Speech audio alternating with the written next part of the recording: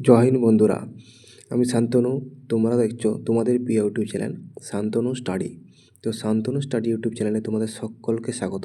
যদি চ্যানেলে নতুন হয়ে থাকো চ্যানেলটি সাবস্ক্রাইব করে পাশে থাকা বেল আইকনটি অন নোটিফিকেশনটি অন করো।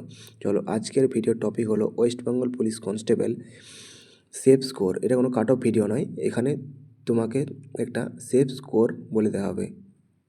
তো ইউ আর ক্যান্ডিডেট তারা যদি 60 নাম্বার পাও তাহলে তুমি মোটামুটি ধরে রাখতে পারো যেমন সেফ জোন, ঠিক আছে।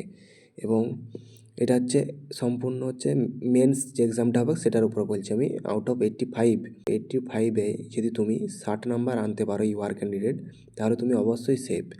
এবং ইডাব্লিউএস হচ্ছে 55। তো ইডাব্লিউএসের কাট অফ আরও কমও যেতে পারে 2-3 নাম্বার। তো আমি 55 ধরে চলছি প্রথমবার। তো আর ওবিসি হচ্ছে 57 নাম্বার পেলে তুমি সেফ থাকবে। এবং এসসি হচ্ছে 52 নাম্বার এবং এসটি হচ্ছে 45 নাম্বার যদি পাও তাহলে তোমরা সেফ ধরো। তো এই নাম্বারগুলো যদি তোমরা মেন্সে করে আসতে পারো তাহলে আশা করি তোমাদের ফাইনাল সিলেকশন হয়ে যাবে। এবং তোমরা সবসময় টার্গেট করবে যে 5 থেকে 7 নাম্বার বেশি তোলার, মানে সবাই এর থেকে বেশি তোলার টার্গেট করবে, যাতে এর থেকে বেশি কী করে ওঠে। আমি তো একটা টার্গেট দিয়েছি, এই টার্গেটের বেশি যারা পাবে তারা তো অবশ্যই সিলেকশন পাবে এবং এই নাম্বারটা যারা তুলতে পারবে তারাও সিলেকশন 100% পাবে।